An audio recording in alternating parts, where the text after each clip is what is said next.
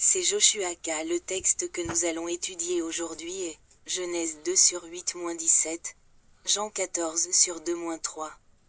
Cette fois, j'aimerais prendre un moment pour réfléchir à ce texte intitulé Le Jardin d'Éden et les saints.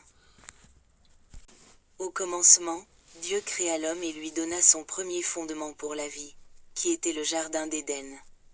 Tout comme tout le monde a besoin d'un fondement pour exister, et comme le fondement doit être solide pour que la stabilité et la prospérité s'épanouissent, Dieu a également donné au premier homme, Adam, le fondement le plus sûr et le plus solide pour la vie afin qu'il puisse prospérer.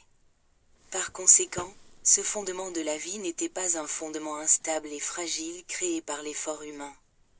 C'était un fondement parfait donné par la création souveraine et la providence de Dieu. Cependant, malheureusement, Adam a perdu ce fondement à cause de son péché.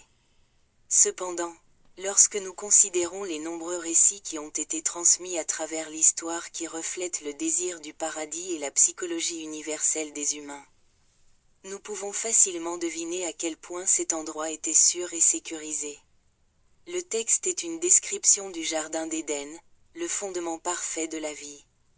Aujourd'hui, nous pouvons dire que ce Jardin d'Éden est le fondement des saints qui sont unis à Dieu dans un sens spirituel et qui vivent dans la providence parfaite de Dieu.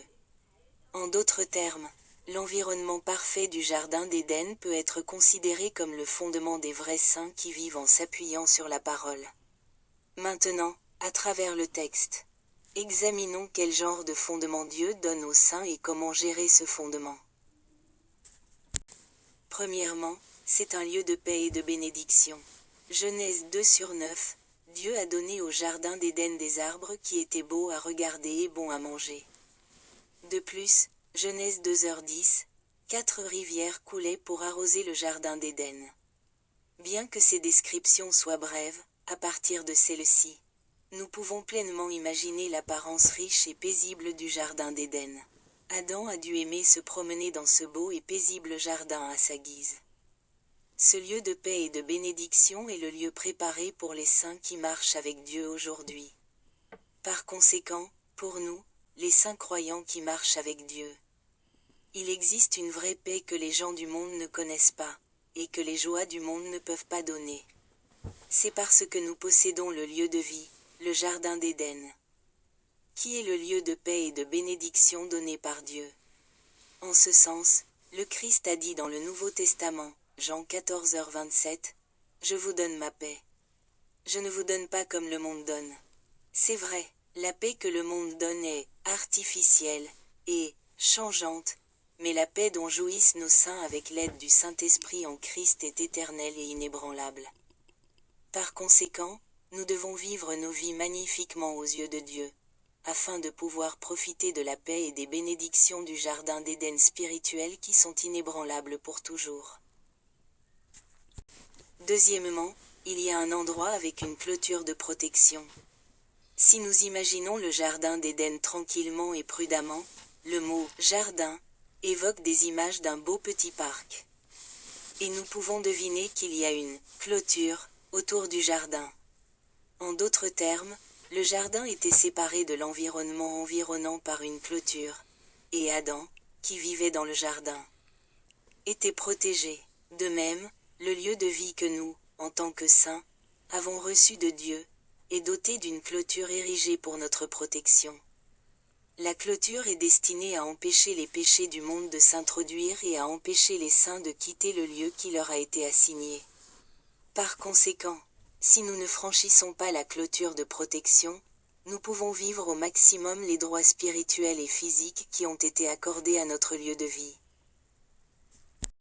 Troisièmement, c'est un lieu où la responsabilité est donnée. Genèse 2h17, Dieu a permis à Adam tout dans le jardin, mais lui a strictement ordonné de ne pas manger du fruit de l'arbre de la connaissance du bien et du mal. C'était la règle minimale que les humains vivant dans le Jardin d'Éden devaient respecter. En d'autres termes, le lieu de vie que Dieu a donné aux saints était un lieu où ils pouvaient jouir d'une véritable paix, libre de toute contrainte. Mais une responsabilité minimale leur était imposée, c'est-à-dire obéir à la parole et maintenir une relation de communion continue avec Dieu. Par conséquent, le Jardin d'Éden n'était pas un lieu de désordre où prévalait l'indolence et l'indulgence humaine, mais un lieu où une belle relation d'amour et de communion, et une relation d'alliance ferme avec Dieu était vivante. Même aujourd'hui, Dieu donne aux vrais saints un lieu de vie débordant d'abondance et de paix, comme le Jardin d'Éden.